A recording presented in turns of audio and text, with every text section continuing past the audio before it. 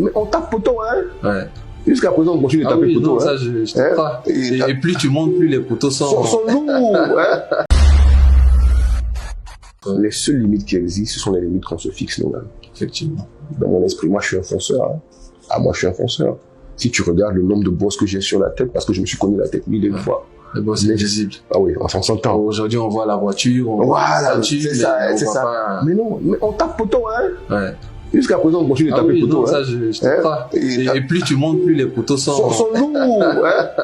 J'ai tapé un poteau récemment, j'ai dit là, c'était lourd. Hein. J'espère que ça va aller. Non, mais ça va toujours.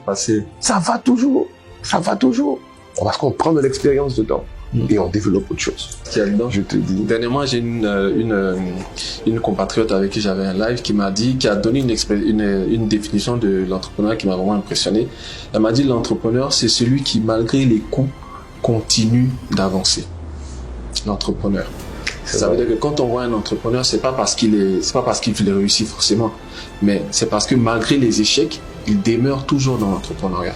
Parce que moi, j'avoue, nombre de fois, j'ai eu envie de trouver mon bachelor en économie, que j'ignore même la position exacte, pour aller entreprendre, vers le salariat.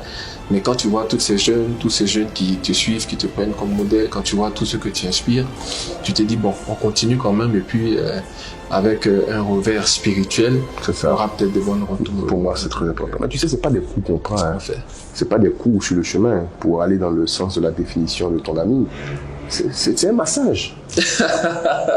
Bon, ça, je pense que quand on a tellement pris de coups, ça devient un massage. C'est un massage, au contraire. Ça te rappelle que tu as envie. Mais des fois, quand même, tu te dis, celui-là, quand même, il était un peu plus corsé. Ça te rappelle que tu as envie, mon frère. Hein. C'est un massage, tu vois. Tu es là, tu marches un peu. Oui, effectivement, parce que si tu sens plus rien, dis-toi que peut-être que tu n'es plus là. Tu n'es plus là.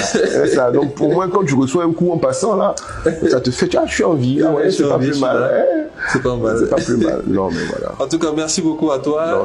Merci. Voilà, c'était le premier épisode du podcast Valeur ajoutée. Et comme je le dis, c'est un podcast qui est dédié à toutes ces personnes qui d'abord, de façon égoïste, m'inspirent et qui, par extension, je pense, inspirent également d'autres personnes dans l'écosystème ivoirien en particulier et africain en général.